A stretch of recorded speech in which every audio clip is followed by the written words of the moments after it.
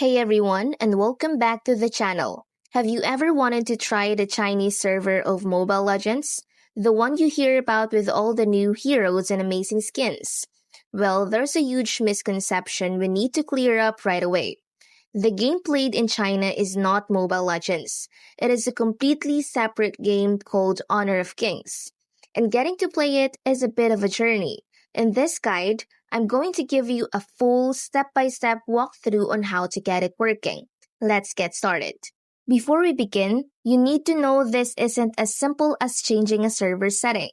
Playing on the Chinese server comes with three major hurdles: strict verification, hyping, language barrier.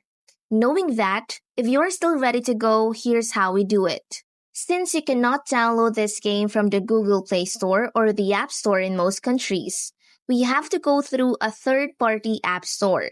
The easiest one to use is called TapTap. Open a web browser on your phone and search for TapTap APK. Download and install the app. Open the TapTap app and search for Wangze Rongyao or Honor of Kings. Tap the download button and wait for the game to install. This is a large game, so be prepared for significant download time.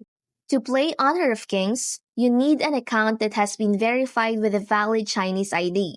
Once you are logged in, the game will prompt you for real name verification.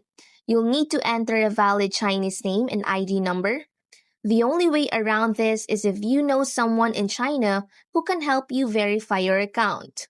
Unfortunately, using fake IDs is against the terms of service and can lead to a permanent ban. Even if you manage to get an account, you'll likely have a very high ping. To make the game playable, search the App Store for a VPN specifically designed for gaming. Look for one that has servers in mainland China.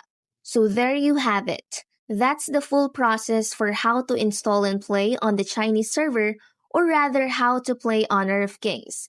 It is a very complex and difficult process for anyone outside of China, but if you are determined to try the game, this is the way to do it.